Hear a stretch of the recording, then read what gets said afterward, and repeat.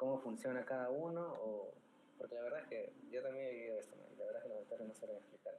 Las ponen diapositivas y complejas y no. Por el chat pueden comentar y preguntar, porque vamos a ir ahí preguntando y todo para ser un poquito más dinámico.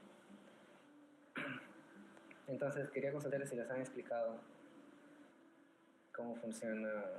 ¿Tienen parte de laboratorio o no?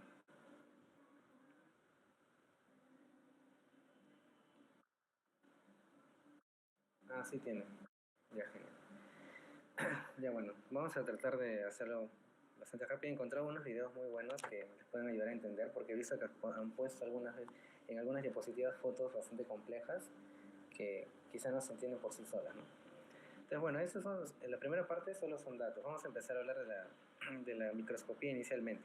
Métodos de estudios, o sea, su propio nombre lo dice, ¿no? Es las distintas formas, ya sea por medios físicos y químicos o biológicos, por los cuales se puede estudiar la célula. Hay múltiples abordajes. En la historia de toda la ciencia, lo primero que se realizó obviamente es la observación, ¿no? Que se desarrolló con lentes y demás. Acá hay datos históricos, desde Galileo hasta Malpighi y demás,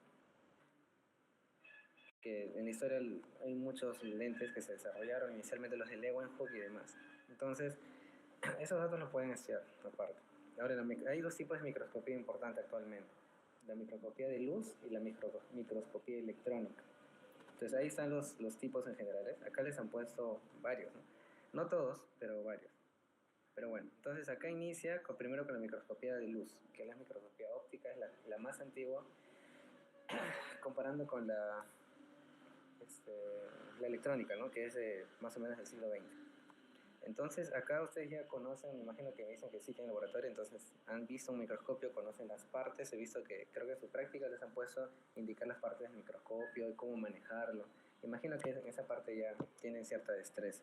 Ahora, respecto al funcionamiento, ya han visto quizá que está compuesto de distintos lentes, perdón, desde la que sale la lámpara, y en este caso el flujo de luz es del foco de la lámpara hacia el ojo, porque ¿saben? No se olviden que nuestra visión está basada respecto a la luz que recibimos, que se impregna en la retina y eso manda información al cerebro y proyecta una imagen, ¿no?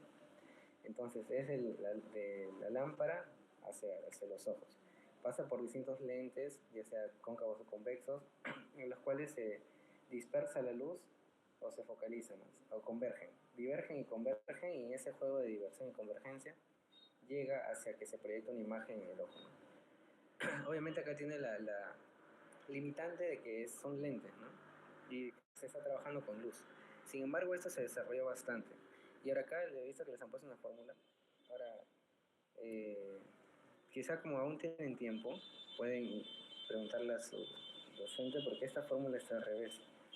Acá está correctamente acá abajo. Y bueno, esta fórmula se llama la fórmula de Abe. Abe, que creo que acá lo han puesto, fue un científico, aquí está, él acá. Él publica su teoría del microscopio y demás en 1877. Él desarrolla una fórmula para poder definir el poder de resolución, que es, acá lo he puesto. Acá vamos a hacer unos apuntes para poder entenderlo mejor, ¿no? Ya, entonces la fórmula de Abe, que es el poder de resolución, perdón.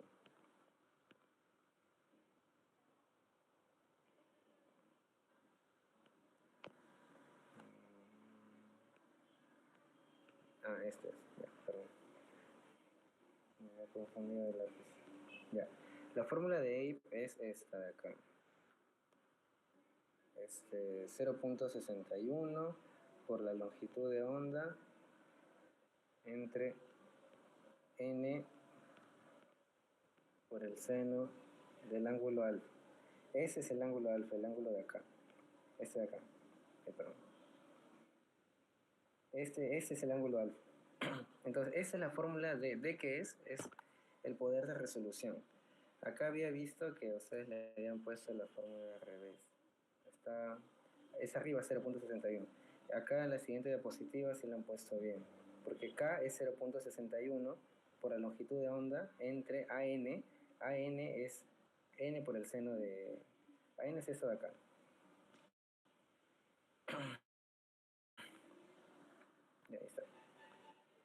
Fíjense lo que les han puesto acá. Fíjense. Esto que está acá abajo, eso que está acá abajo es también llamado el AM, o apertura numérica, que es lo mismo. Esa es la fórmula, ¿no? Entonces, este resultado, esta D, es el poder de resolución. ¿Qué significa el poder de resolución? Que mientras más pequeño es el valor, hay una mejor resolución. Eso es importante detallarlo. Mientras D es menor, ¿qué significa? Hay mayor poder de resolución. O sea, se puede ver mejor, por así decirlo. Eso es lo que significa. Mientras más chiquito es el valor, ¿no? Entonces, en base a eso, uno puede pensar y analizar la fórmula, ¿no? Esta de acá. Y deducir algunas cosas interesantes, ¿no? Primero que n es el constante de difracción en un medio o en otro, ¿no? Y ustedes saben que esto, desde la academia por física, ustedes están mucho más frescos que yo. Ustedes saben que esto en el aire es 1, el aire.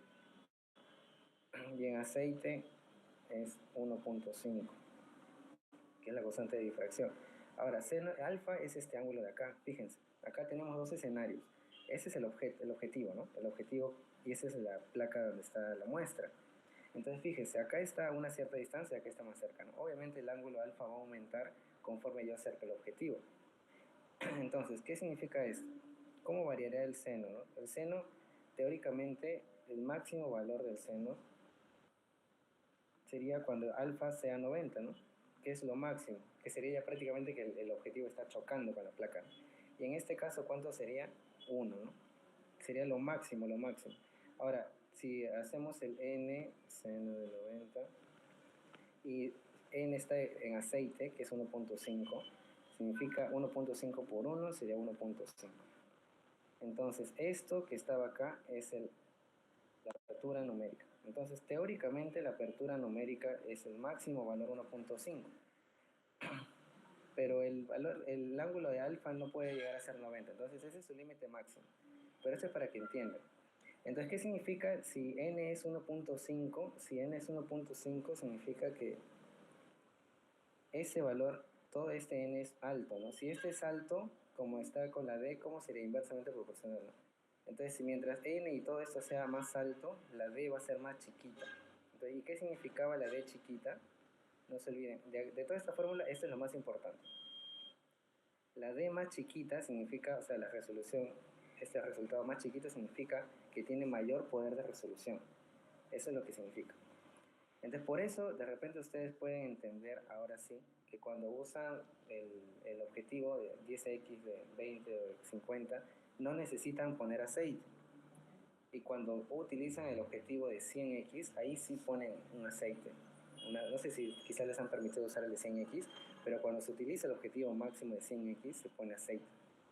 Y esto es para aumentar este es para aumentar este valor de acá. Entonces, la longitud de onda siempre es la misma, porque es luz. Entonces, al aumentar este valor de acá, la D se va a hacer más chiquita, lo que significa que tiene un mayor poder de resolución. Entonces, eso es lo que significa la fórmula de I. Y acá pone la... Esa es cuando se cambia la luz, ¿no? Cuando se cambia la longitud de onda. Entonces, cuando hay una alta frecuencia, tiene una buena resolución. Cuando hay una baja frecuencia, una poca resolución. Bien, entonces espero se haya entendido y eso de repente pueden consultarle a su docente porque aún tienen tiempo, pero la fórmula es esta de acá, ¿no? Y bueno, acá también se contradice, ¿no? Porque acá la he puesto bien, la fórmula. Pero bueno, eso es lo que significa el poder de resolución. Entonces acá hay dos conceptos importantes, el poder de resolución y el límite de resolución. El poder es la capacidad de distinguir dos imágenes distintas como cercanas. Y no se olviden del límite del ojo humano, ¿no? Que es 0,02 milímetros. Y el límite es la distancia mínima, es distancia. Estamos hablando acá de distancia y el otro de capacidad, ¿no? Entonces no se olviden de eso. Acá hay datos que de repente, eso tal vez les pueden preguntar, ¿no? El límite de resolución del ojo, o sea, para poder diferenciar y separar dos puntos, es de 0.2 milímetros. O 200 micras, ¿no? Que es lo mismo. Y ahí hay otros datos más importantes. Acá está lo del aceite de inmersión, lo que les había mencionado, ¿no? Y la longitud de onda, ¿no? Dependiendo de los rayos que usen. Pero esto es lo importante que quiero que se lleven, ¿no? Ahora, Esta microscopía, usualmente hay microscopía de campo claro y de campo oscuro. La de campo claro es la que ustedes han practicado, han visto, en la que si dibujamos acá, ¿cómo lo ven? Ustedes ven una bolita, ¿sí? Y ven de repente por ahí una bacteria o lo que sea, o un tejido, y lo que ven ustedes es todo lo que está alrededor de esto está blanco. Y ven la muestra o la célula o el tejido, puede ser un tejido o las células que ven, eso sí tiene color, ¿sí o no? Inclusive se puede tener de manera oscura, pero el fondo, todo el fondo de estas células y demás es claro, es blanco. Por eso es que se llama microscopía de campo claro. Entonces, ¿qué significa? Y acá lo pueden ver, mira, ejemplo clarito, porque el campo, o sea, el fondo es blanco. Entonces, cuando hablamos de microscopía de campo oscuro, ¿cómo creen que va a ser?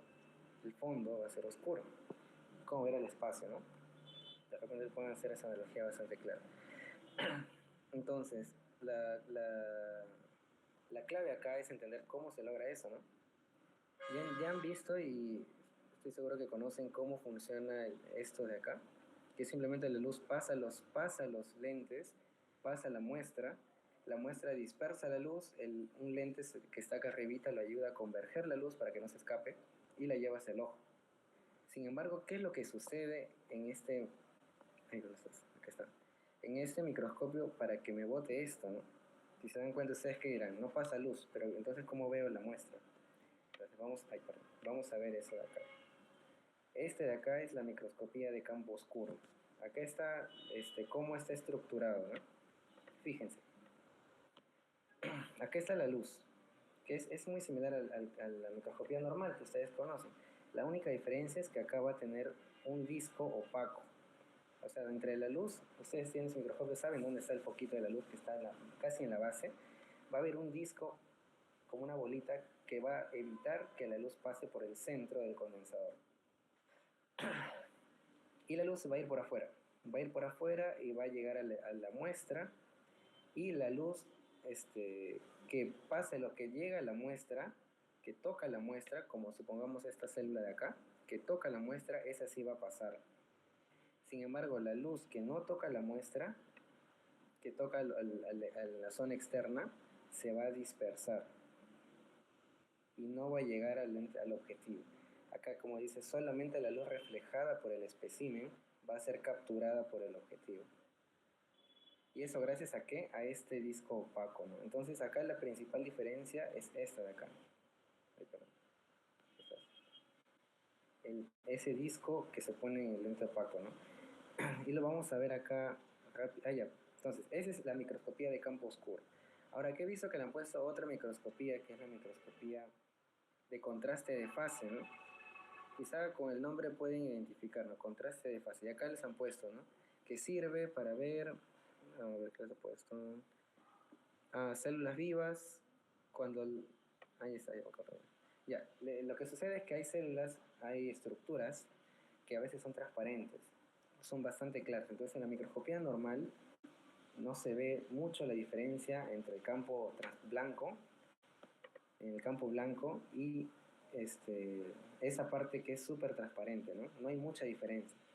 Entonces para eso sirve esta microscopía de contraste de fases, que lo que hace es intensificar la diferencia entre el exterior y esa zona que es muy transparente, ¿no? Que generalmente es en preparaciones húmedas de gotas, ¿no?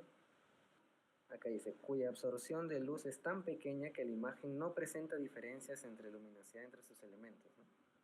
Entonces, ¿cómo funciona? Acá les han puesto una imagen, pero acá he encontrado una más bonita. Miren, este es un microscopio de contraste de fase. Acá, ¿cuál es la clave? La clave acá es igualito al de campo oscuro que les acabo de explicar. Entonces, es igualito que tiene aquí está, su disco, ese de acá. El disco que va a evitar y que va a hacer que la luz solo pase por los lados. Pero la diferencia acá, ¿qué la va a marcar? La diferencia la va a marcar esto de acá. Ese faceplate, que es como una especie de una placa gruesita que va a marcar diferencia. ¿Respecto a qué cosas? Ustedes saben que, eh, cuando llega la luz a este espécimen, acá va a estar la bacteria, supongamos, y acá va a estar el núcleo, ¿no? Es un decir, es un decir. Entonces, la luz que está llegando acá, una luz va a llegar, vamos a cambiar de color, una luz va a llegar por acá y otra luz va a llegar por acá. Obviamente por ambos lados, ¿no? Entonces, lo que va a hacer, para lo que sirve esta plaquita de acá, es para diferenciar esos dos tipos de luz. Intensifica la diferencia. Fíjense. ¿Y cómo lo hace? Haciendo que una de ellas pase por una... Acá, esa cosita azul oscuro es más gruesa que la azul clara. Y eso permite un retraso un desfase y marca mucho más o acentúa la diferencia entre estas dos estructuras de esta bacteria, ¿no? O en esta célula, ¿no? Y gracias a eso es que se puede diferenciar, ¿no? Diferenciar. Entonces, así es como funciona la de campo oscuro y la de contraste de microscopía. Entonces, ahora vamos a ver un videito, así de un minuto creo menos, en las que se ve, comparan las dos cómo funcionan.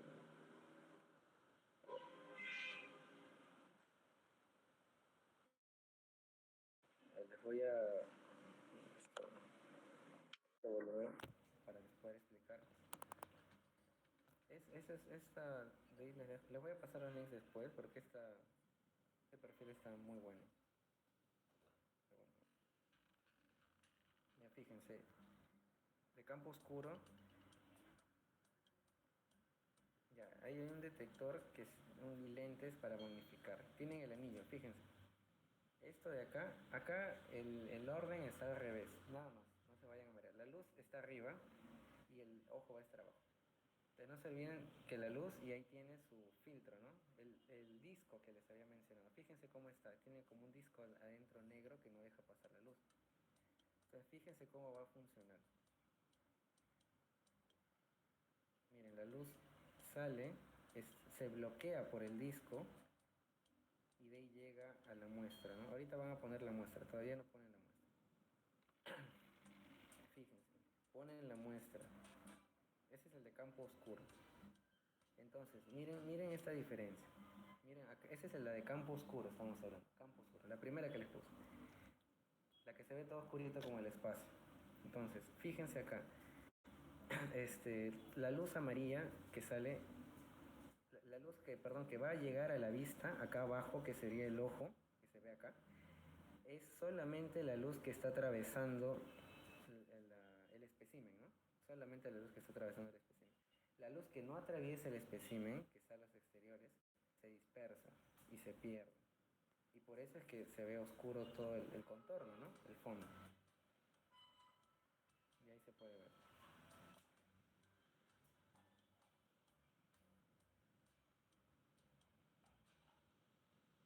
Y ahí ayuda a que se pueda ver mucho mejor, ¿no? Ya, ahora vamos a ver la de contraste de fase.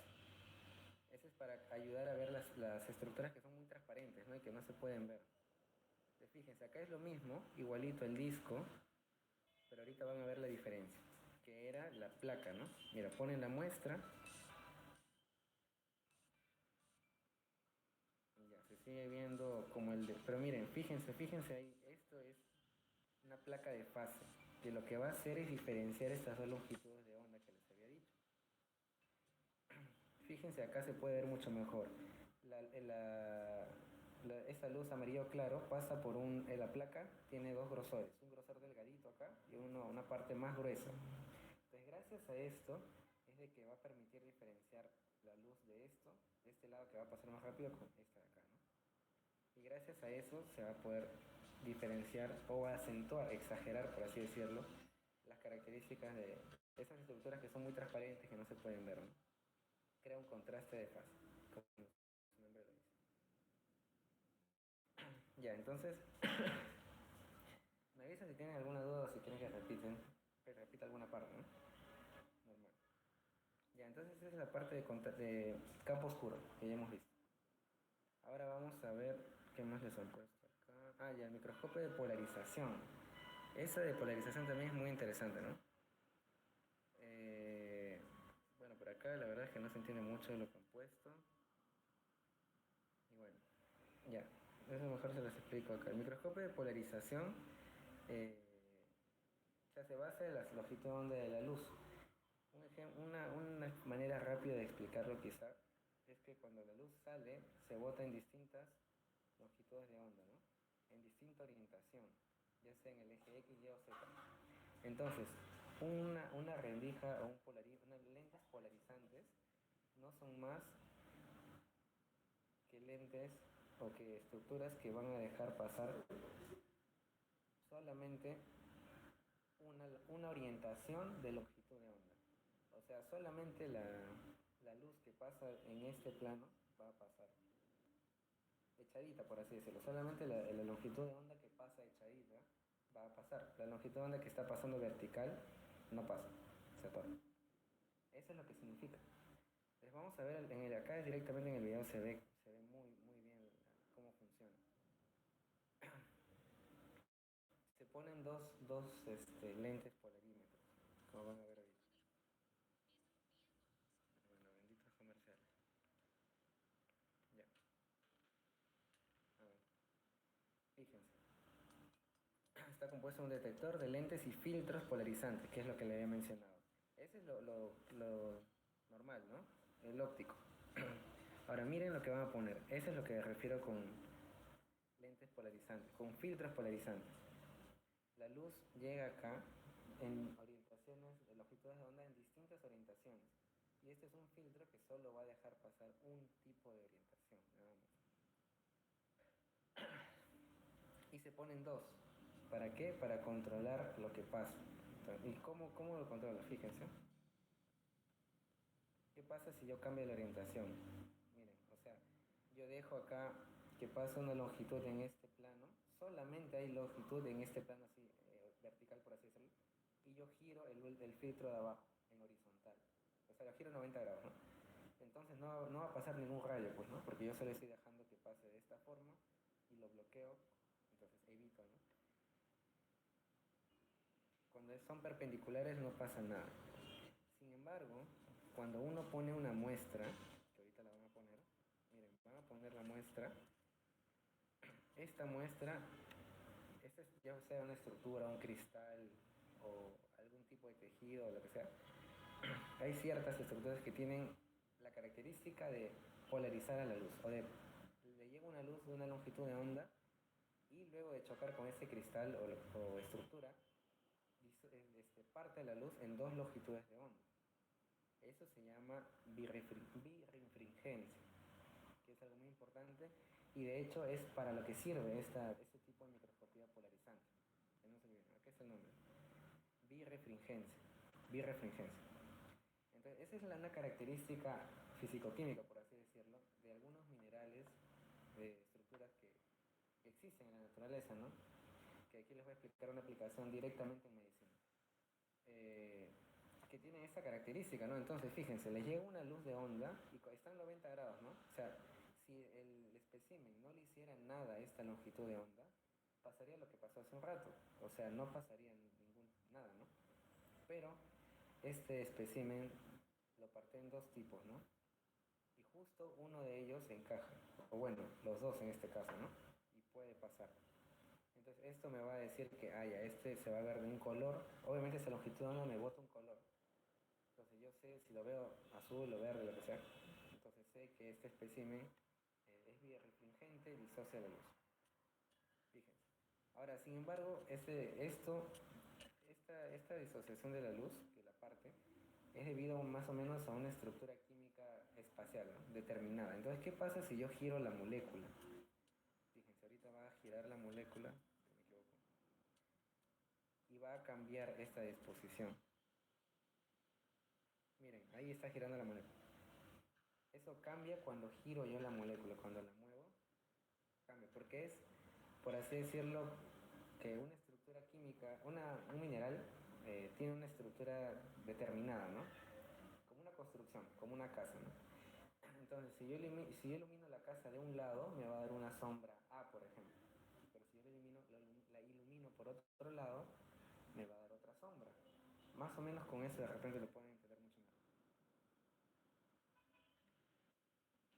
Eso es gracias al orden molecular. La casa sería como la estructura química de este compuesto, ¿no? Y eso me va a cambiar el color. Fíjense cómo cambia el color en la pantalla. Ya saben, a diferente longitud de onda, diferente color, ¿no? ¿Qué es lo que han visto en el espectro de luz que han conocido en física y demás de preuniversitario? Entonces, ¿cuál es el uso importante de esta longitud, de este tipo de microscopía polarizante? Determinar la famosa birrefringencia, ¿no? Es una característica del compuesto. Y hay una aplicación directa, ¿no? Esta es una enfermedad que quizá alguno la conoce, que es lo más directo para lo que puede servir, ¿no? Esto, porque tienen que encontrar una aplicación, que es la famosa gota. Gota, y también existe la pseudogota, ¿no? Pseudogota. La gota es una enfermedad, ya saben, de repente alguno tiene algún familiar o conocido que tiene gota. Es una enfermedad muy dolorosa, ¿no? Que le duele el dedo de gordo del pie, le duele la rodilla. Que lo que pasa acá es que se depositan cristales de ácido úrico, ya sea en la rodilla, en las articulaciones, en el dedo gordo del pie. Y esto trae mucho dolor consigo. Entonces, esta microscopía de polarización sirve para diferenciar entre la gota y la pseudogota, porque acá se deposita ácido úrico y acá se deposita pirofosfato de calcio. Entonces, una forma de diferenciarlo es sacando una muestra de cada uno. Yo le paso microscopía polarizada y el que me da birrefringencia positiva es la pseudogota y el que me da birrefringencia negativa es la gota. Es una aplicación directa. ¿Se me escucha? A ver,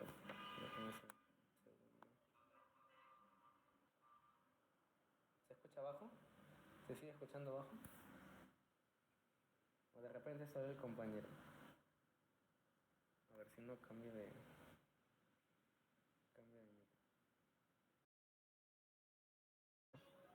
Ya, ahora me escuchan mejor. Ya, genial. Ya, gracias. Gracias por avisar. Ya, entonces decía que la aplicación directa de esa microscopía de polarización en medicina que se lo pueden llevar es con la gota, ¿no? Entonces decía, las gotas son una enfermedad que se ocasiona por depósitos de cristales en las articulaciones, en el dedo gordo del pie o en la rodilla, que son muy dolorosas. Y dice, ¿qué se deposita? Cristales de ácido úrico en la gota. Y en la pseudogota, ¿qué se deposita? Pirofosfato de calcio. Entonces, estos cristales chiquitos, fíjense, son como esos mondadientes, los de ácido úrico, y los de pirofosfato son como un trapecio, como un romboide, perdón. Entonces, un uso así puntual de la microscopía de polarización es para poder diferenciar estos dos tipos de cristales. ¿Cuál me da birrefringencia positiva? O sea, parte la luz en dos longitudes de onda distintas, la de pseudogota, ¿no? Los cristales de pirofosfato de calcio.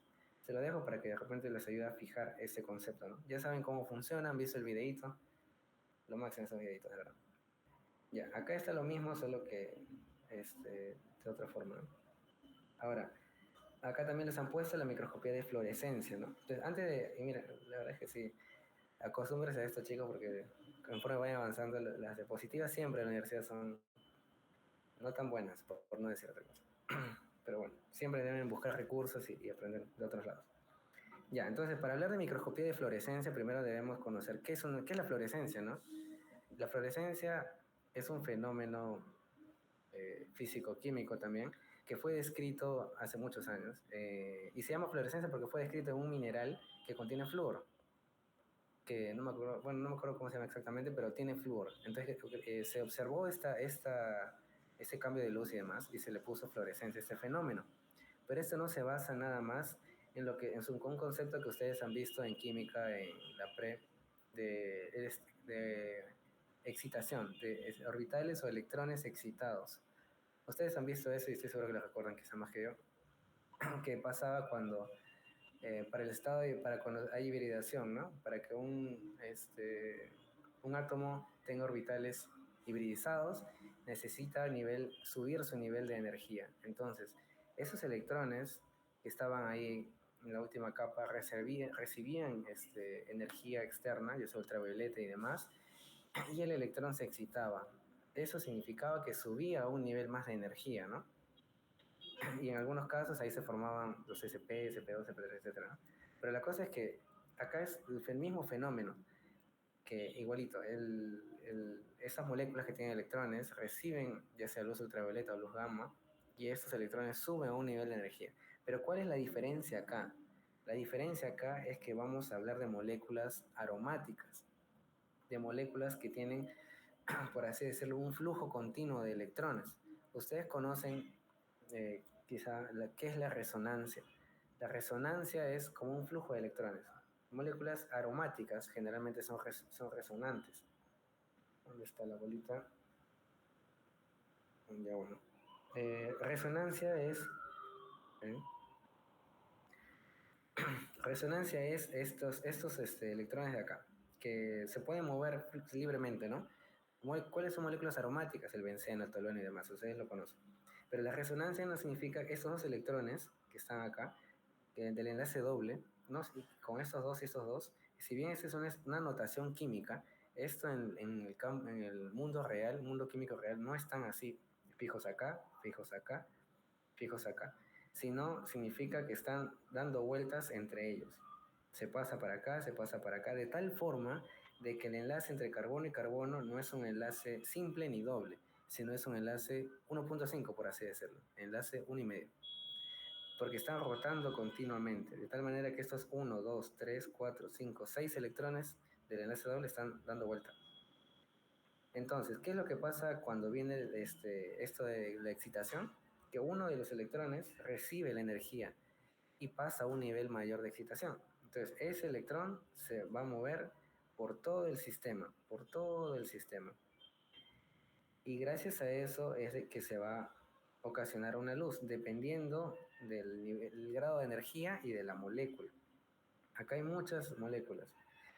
El rojo Congo, el rojo Nilo, perdón, y demás, la acuamarina, que me van a dar distintos colores, ¿no? Entonces, esto me sirve bastante para poder marcar, por así decirlo. Yo lo puedo pegar y después lo van a ver, que esto de la fluorescencia sirve mucho en anticuerpos. De repente han escuchado de la prueba ELISA y esas cosas.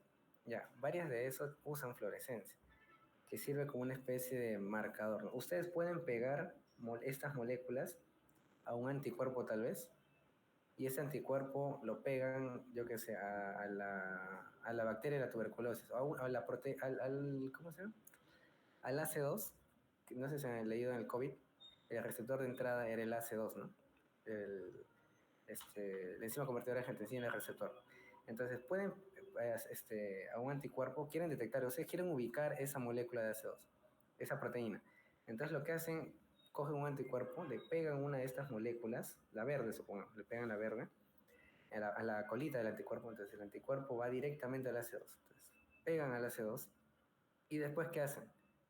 Le tiran luz ultravioleta y se va a iluminar la molécula que está pegada a la colita del anticuerpo, ¿no? Que ya ubicó a la proteína que yo quiero. Entonces le meto luz, y lo que hago es que se prende, ¿no? Entonces yo voy a ver la ubicación y veo un punto ahí fosforescente. Así es como funciona. Esa es prácticamente una prueba ELISA, ¿no? Pero así explicada de la manera más simple. Así es como funcionan estas técnicas que se apoyan en esas moléculas fluorescentes, ¿no? Y me ayuda a ubicar muchas moléculas, ¿no? A detectar, también para el VIH y demás. Esa es su aplicación. Entonces, miren, vamos a ver acá cómo funciona. Pero ahora en microscopía, ¿no? Con un microscopio. ¿Cómo me va a ayudar?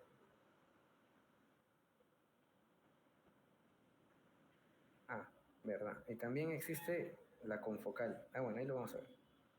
Ya, bueno. Ya miren, entonces, acá vamos a tener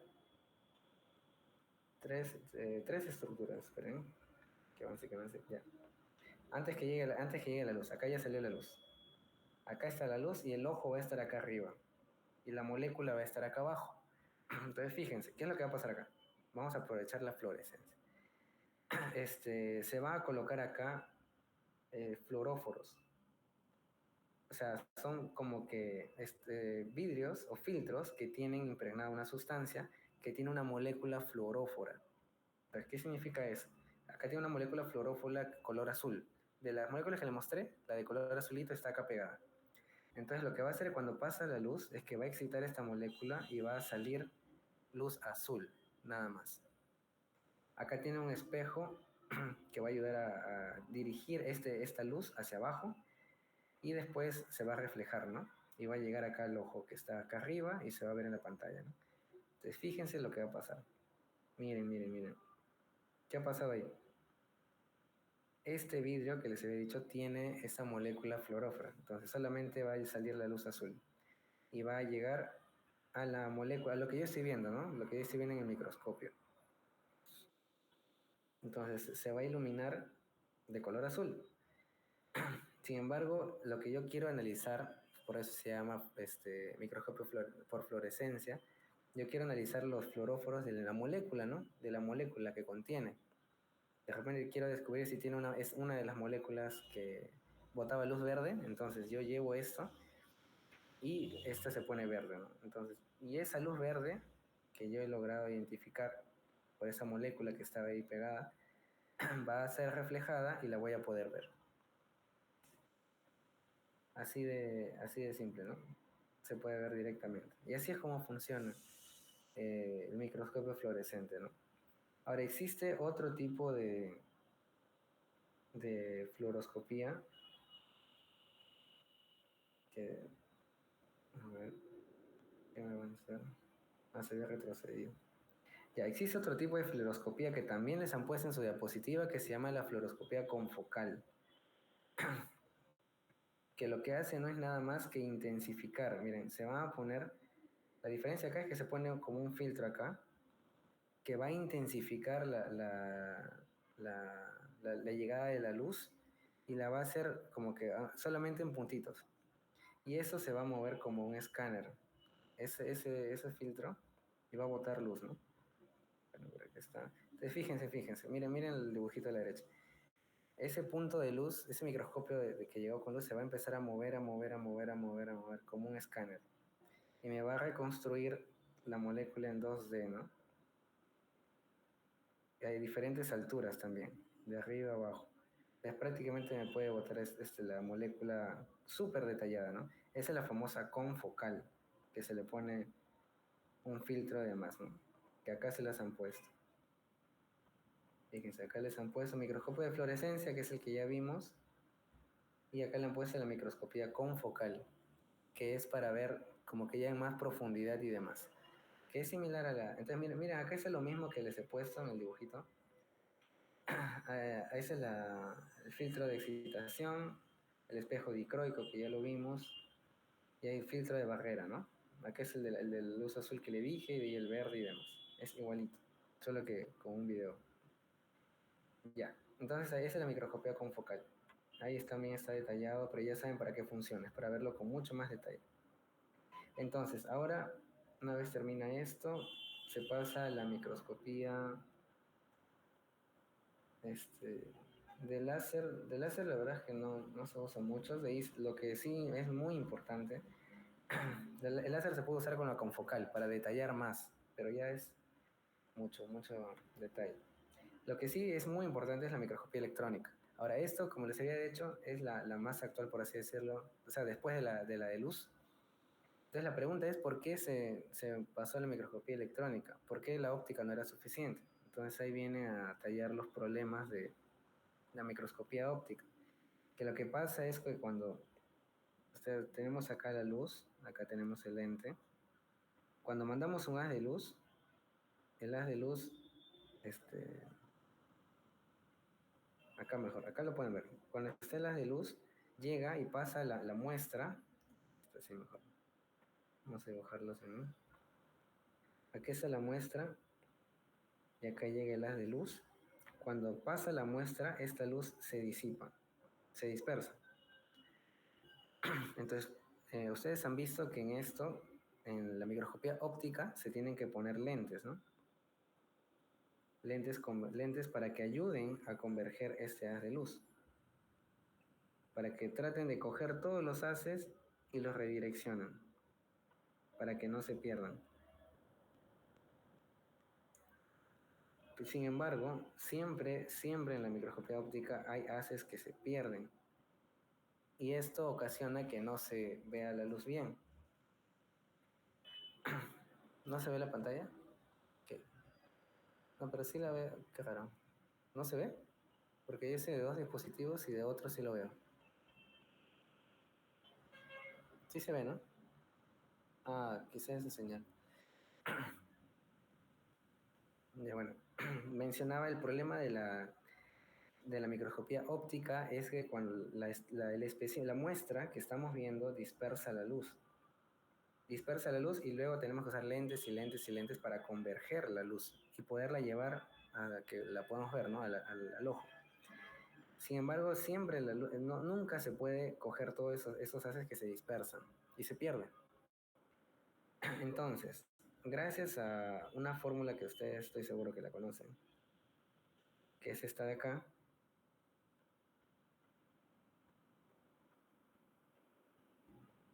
que espero que la recuerden, que es la famosa ley de Broglie, de química o de física, no sé si lo han visto, que, que descubrió, o sea, describió la dualidad onda-partícula.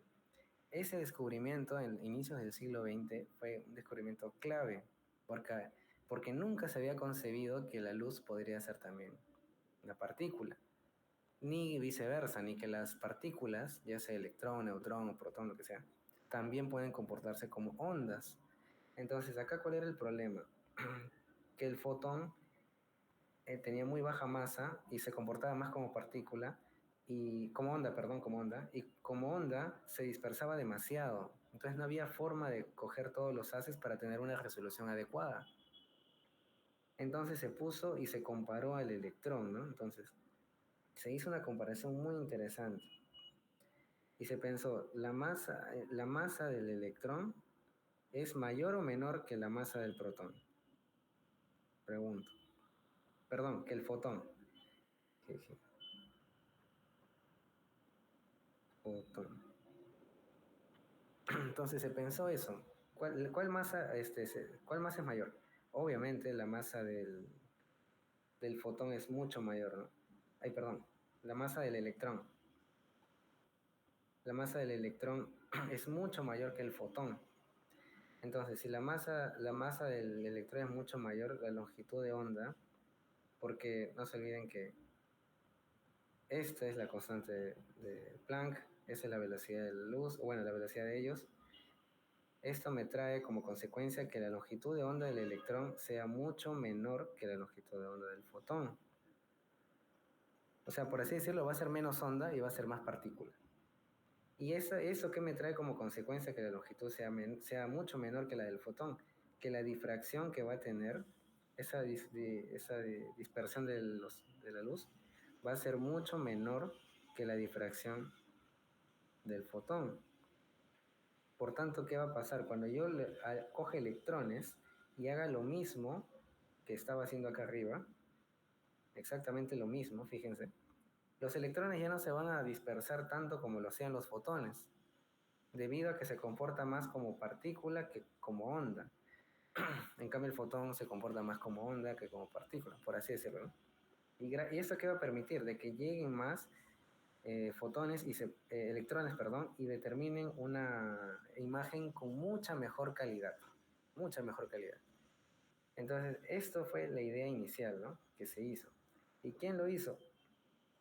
Mi estimado Ernst Ruska, un físico, aprovechó esto en 1931, si no me equivoco. Aprovechó esta aplicación en base usando la ley de Broglie de la dualidad partícula-masa para crear un microscopio electrónico. Y lo hizo. Y casi 55 años más tarde recibe el premio Nobel por ese descubrimiento, por hacer el primer microscopio electrónico. Le dieron el premio Nobel. Entonces, ¿cómo lo hizo? O sea, hizo esto, ¿no? Pero obviamente no es tan fácil, pues, ¿no? Y lo que hizo fue lo siguiente. Vamos a poner acá un esquema súper simple. Lo que hizo es que, entonces, acá es el espécimen, la muestra. Lo que vamos a hacer es bombardearlo con electrones, ¿no? Voy a bombardearlo con un montón de electrones. Ahora, para esto, los electrones son partículas muy chiquitas, ustedes saben. Entonces tengo que aislar este lugar. O sea, tengo que crear una especie de... usar máquinas para generar vacío. O sea, para quitar todas las moléculas de aire, porque ustedes saben que en el aire hay moléculas de nitrógeno, oxígeno, que son moléculas diatómicas o mucho más grandes que un electrón. Entonces, si yo tiro un electrón, si ahorita cojo con mi mano y tiro un electrón, se va a estrellar con todo el nitrógeno, con todo el oxígeno que hay en el aire. Entonces, lo que es, acá se usa una máquina de vacío súper potente, súper potente, de más o menos casi 500.000 de kilowatts, para poder extraer las moléculas de aire y demás, y se manda electrones así con todo, ¿no? Con potencia. Ahora, acá no hay lentes, no hay lentes así cóncavos o convexos o lo que sea, pero sí hay anillos, y estos son anillos magnéticos. Se va a usar con campos magnéticos que van a ayudar, obviamente, a acelerar, ¿no?, a los electrones. O sea, ustedes saben que los electrones se mueven por campos magnéticos. Entonces, estos anillos van a ayudar a potenciar la velocidad. Entonces, esta muestra de acá va a ser bombardeada con electrones. Bombardeada. Y ahí se van a diferenciar dos tipos de microscopía que les han puesto ahí. Una que es la microscopía electrónica de barrido y otra que es la microscopía electrónica de transmisión. Entonces, ¿cuál es la diferencia? En la microscopía electrónica de transmisión, lo que hace es de que esos electrones van a atravesar a la muestra, al tejido o a la célula, lo que sea, la van a atravesar con todo. Y va a haber un sensor atrás que va a detectar todo, ¿no? Y va a poner una imagen. Así de sencillo. Obviamente va a ser súper detallada, ¿no? Gracias a los electrones. Y va a haber otra estructura, otra microscopía electrónica, que es la microscopía electrónica de barrido, que lo que va a hacer es lo siguiente, ¿no? Acá, en esos casos, los haces de electrones no van a atravesar al tejido, sino que van a ser reflejados. Fíjense. Vamos a dibujar igualito a los electrones que están siendo bombardeados a la pobre muestra, pero en este caso la muestra es gruesita, es una muestra gruesa. En el otro no, en el otro es una muestra delgadita, debe ser súper delgadita para que pueda atravesar los electrones. En este caso de la de barrido, la muestra es gruesita. Y lo que se hace es que se ponen acá placas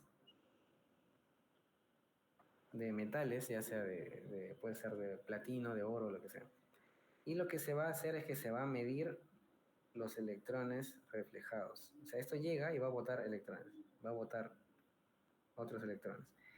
Y acá van a estar los sensores, ahí van a estar los sensores.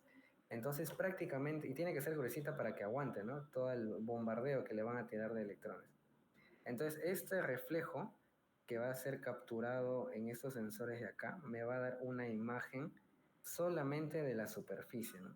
Solamente de la superficie que estoy bombardeando. Ahí. Entonces, por eso se llama de barrido, ¿no? Porque va a barrer la superficie, por así decirlo. Y entonces eso es lo que vamos a ver ahorita en un videito. Primero este de acá, que creo que es...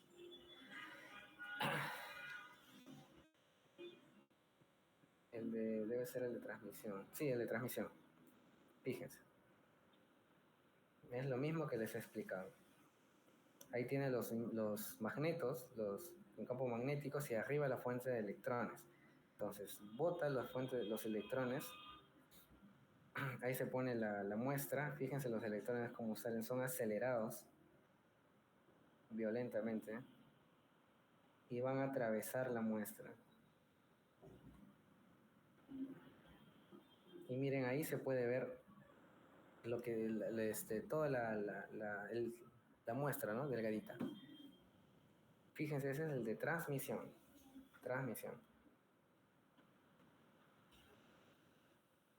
Ahora, un detalle de la transmisión. Bueno, esto es una precisión más, ¿no? Hay un subtipo, por así decirlo, de la transmisión que me ayuda a saber la profundidad y demás. Trabaja bajo el mismo principio. El haz de electrones atraviesa, pero para yo saber la profundidad se ayuda de una especie de cristal abajo. Fíjense. Por eso ya creo que no.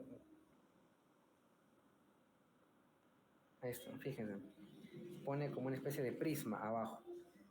Un prisma que me va a ayudar a determinar no solamente todo el tejido, sino también la profundidad.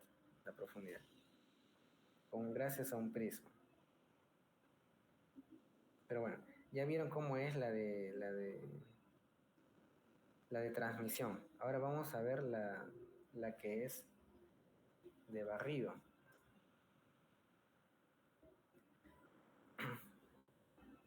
La de barrido se utiliza generalmente para ver superficies. Y ahí en su diapositiva les han puesto imágenes y demás. Miren, esta es la de barrido. Igualito, tiene la fuente de electrones, tiene el magneto. Y ahora la muestra está abajo. Fíjense, no se atraviesa la muestra.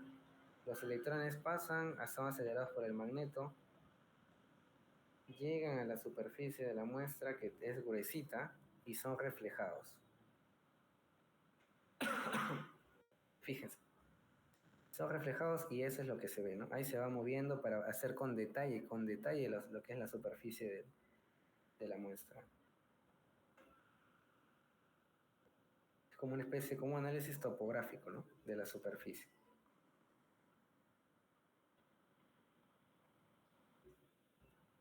Y así es como funciona, ¿no? Creo que esto es bastante didáctico, estos videitos, por eso he querido ponerlos, ¿no? Ahí.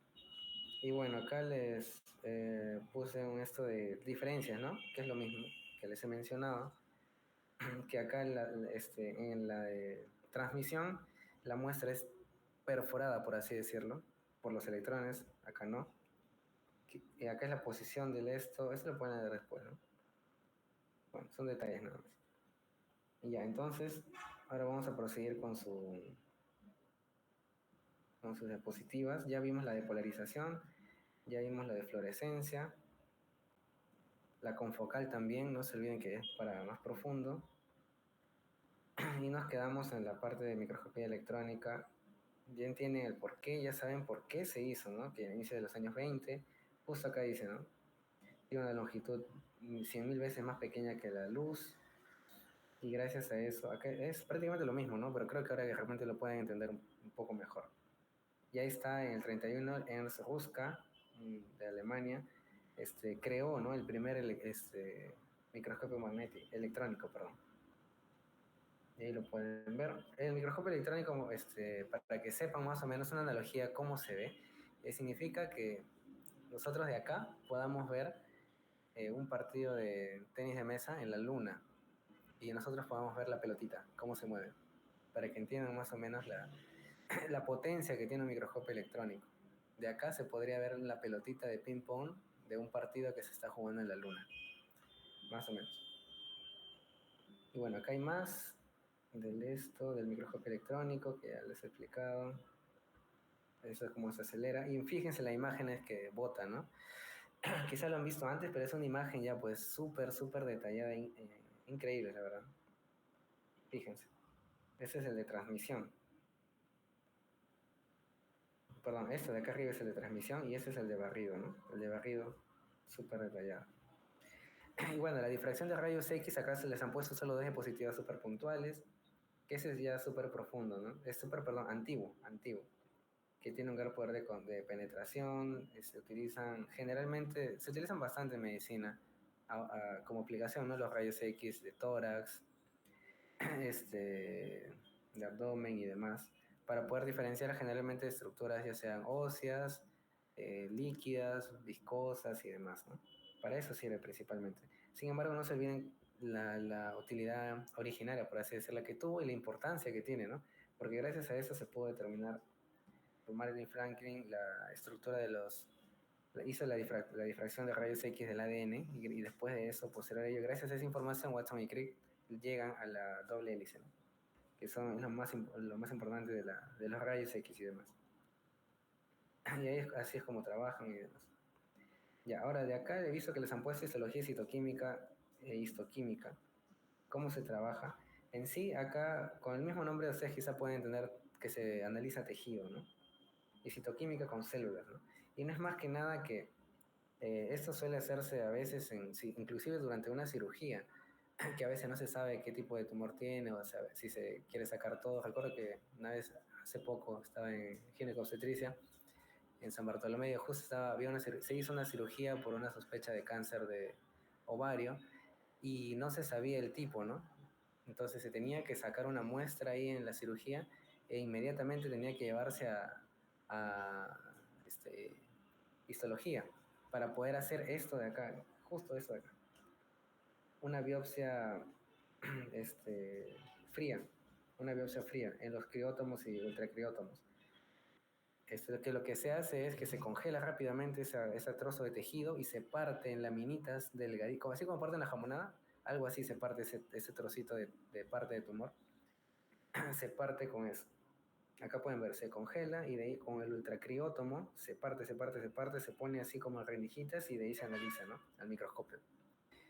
Y ahí literal, es en tiempo real, eso lo hacen ahí mismo, esperan los resultados y de ahí deciden qué abordaje quirúrgico hacer, ¿no? Si sacar todo, hacer una esterectomía y sacar todo el útero o no. Recuerdo que fue ese caso. Miren, acá pueden ver, esto ya es histología, es lo mismo, ¿no? La biopsia, la creotomía, que se saca de acá, esa es una, si no me equivoco, es una cápsula de Bowman que se está viendo. Acá la histoquímica igualito, se utilizan muchas sustancias y estas sustancias que se usan, después ustedes lo van a ver en histología porque están en primer año todavía. Esas diferencias de color que ven acá no se basan más que nada en compuestos químicos o tinciones, colorantes que se ponen y esos colorantes tienen una tendencia química, ya sea ácido o básico. Y se pueden clasificar en dos tipos de estas tendencias. Uno que es acidofílico y otro que es basofílico. ¿Qué significa eso? No se olviden los sufijos. Fílico significa que se pega o que le gusta, ¿no? Entonces un ácido fílico se va a pegar con los ácidos y un basofílico se pega con los básicos. Entonces ese tipo de sustancias se va a pegar a ciertas estructuras, entonces el núcleo, el citoplasma, va a tener características ya sea basofílicas o acidofílicas. Y esto va a traer a ciertos colorantes más que otros, ¿no? O sea, de repente el núcleo trae más a esta tinción y por eso se ve así, ¿no? Acá. Fíjense que los núcleos están más coloreados. Es como que el tinte pega más en esa zona, ¿no? De esa forma.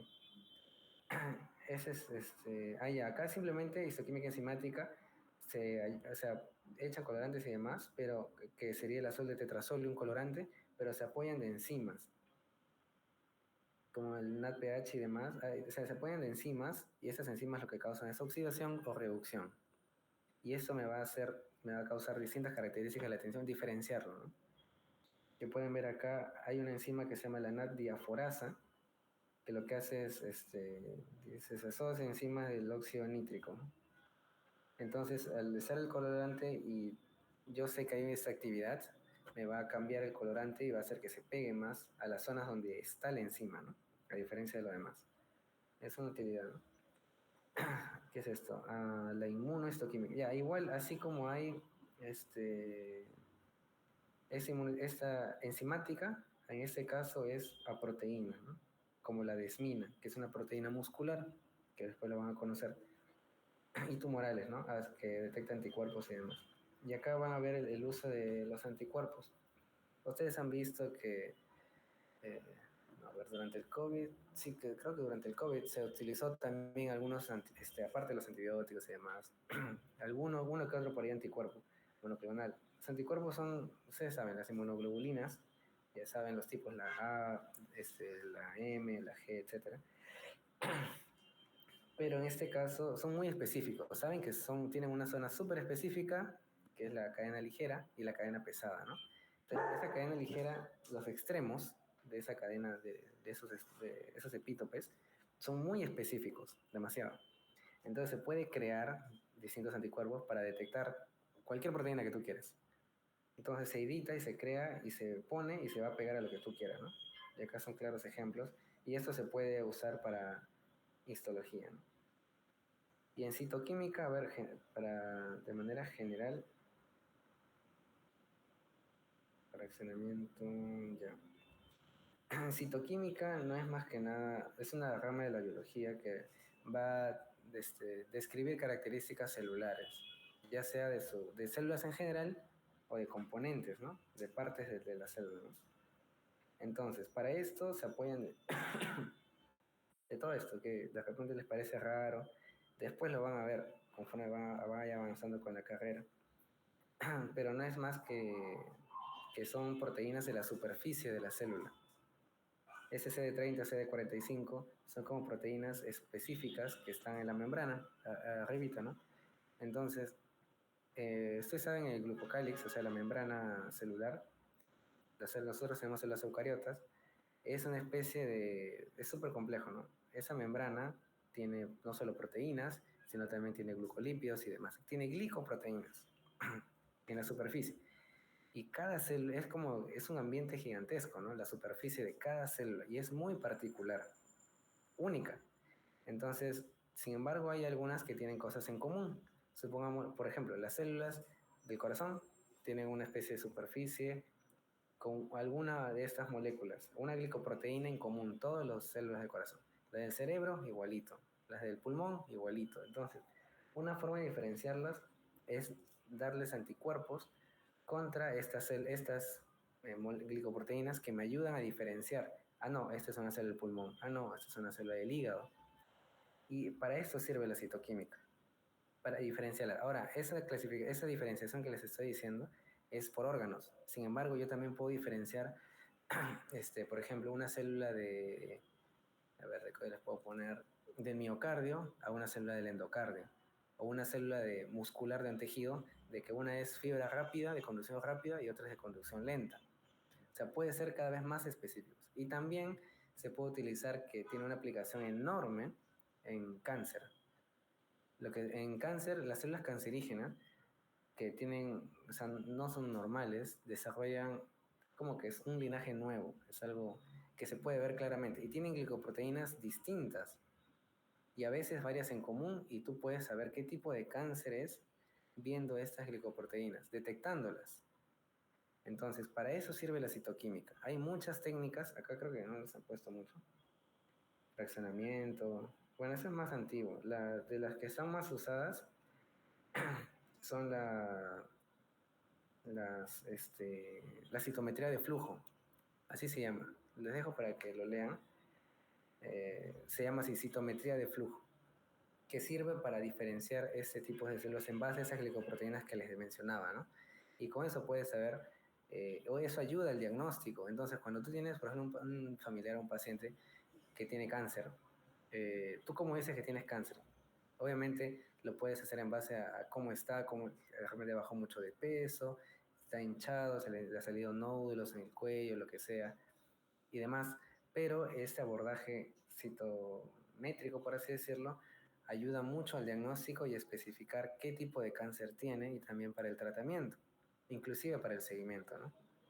Y ya hay otras técnicas ya que son quizás más avanzadas, que se encargan de ver, por ejemplo, DNA tumoral, que ya es lo más nuevo que quizás se está viendo. Recuerdo que está bastante desarrollado en Estados Unidos. Hace poco, en el mes de mayo, tuve la oportunidad de ir a un intercambio para allá, a la Universidad de Cornell, y vi los laboratorios que están súper avanzados, pero estaban desarrollando esto de técnicas o sea, detección de DNA tumoral. Que lo que sucede es que cuando la célula tumoral se muere, se rompe, ese DNA viaja por la sangre y se puede detectar, están tratando de desarrollar formas de detectar ese DNA tumoral, ya sea en líquidos simples, como las lágrimas, como el sudor, como la orina, que si se hace, pues sería bastante bueno, ¿no? Pero para eso sí, ¿no? Entonces, eso más que todo es la citometría de flujo, es muy interesante. Les invito a ver videos. En YouTube siempre traten de buscar, pero en inglés le ponen subtítulos si quieren. Hay cosas, hay muy buenos, videos muy buenos, como los que les he puesto, ¿no? Ahora, esto que les han puesto acá es simplemente el procedimiento con el cual se realiza, ¿no? Para poder hacer, analizar, ¿no? En el laboratorio la citometría. Si yo quiero analizar una célula, ¿qué tengo que hacer? Primero tengo que sacar una muestra de un tejido, tengo que romper, degradarlo con enzimas, tengo que fraccionarlo, ¿no? Tengo que fraccionarlo, tengo que romperlo, hacerlo cada vez más chiquito para que yo quiero analizar células, yo no quiero analizar un tejido, no puedo analizar un tejido muy grande. Entonces para eso se fracciona.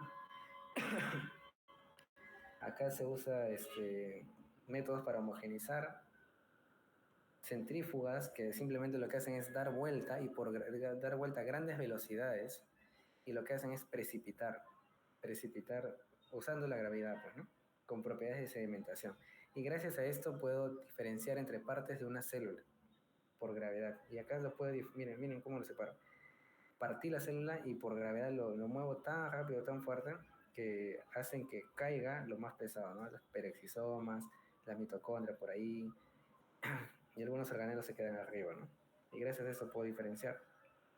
Y así como se puede hacer esto para después analizarlo, ya sea por citometría de flujo u otra técnica, también puedo cultivar células, ¿no? Eso también es algo que se hace bastante. Y es un campo bastante amplio.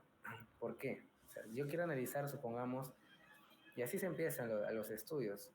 O sea, utilizando básicamente el concepto de este, el estudio científico, cómo se aborda desde lo más básico.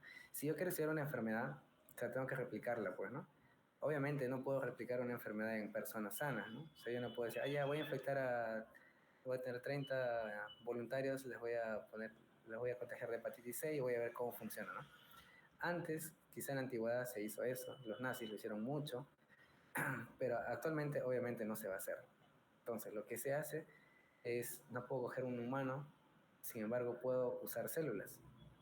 Entonces, inclusive ahora ya se puede diseñar hasta artificialmente células.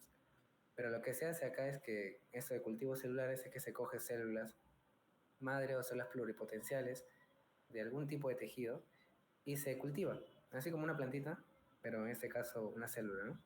Obviamente no me va a dar un humano, pero me va a replicar un tejido, me puede replicar un tejido, una línea celular específica. Y esa línea yo puedo exponerla a estresores, a fármacos, a virus, a lo que yo quiera, y puedo ver cómo responde, cómo va. De repente no, este fármaco me revirtió el daño hepático que tuvo por el virus de la hepatitis o por tal fármaco. Entonces, así es como empieza, desde lo más básico, un estudio de investigación. Que si ve, por ejemplo, funcionó acá este fármaco, me arregló el hígado o me arregló el pulmón, un ejemplo simple, ¿no? Yo tengo neumocitos, cultivé neumocitos, le metí el virus del COVID, se malogró, esos pulmones me quedaron medio mal, pero yo estoy aplicando un fármaco y me los ha arreglado. Entonces veo, valido todo, funcionó, perfecto. Entonces ahora pasamos a otro nivel. Esa es la primera fase, ¿no? Pasamos ya, ahora vamos a hacer unos ratones. Ya, ese es como que otro nivel, un nivel más alto, ¿no? Ya no con células, sino ahora con animales. Y así, si sigue funcionando y dando excelentes resultados, va pasando un estudio de fase 1, fase 2, hasta llegar a quizá con pruebas en humanos, ¿no? Pero controladas, con pequeñas poblaciones, hasta que si sigue saliendo todo bien, se hacen poblaciones grandes, en países inclusive, a nivel internacional, y obviamente se va monitorizando, ¿no? Si es que todo sale bien. Ahora, para que un medicamento que ustedes compran en la farmacia, como no sé, paracetamol o alprazolam o lo que sea, esos medicamentos para que haya llegado ahí ha tenido que pasar todas esas fases para demostrar seguridad en humanos.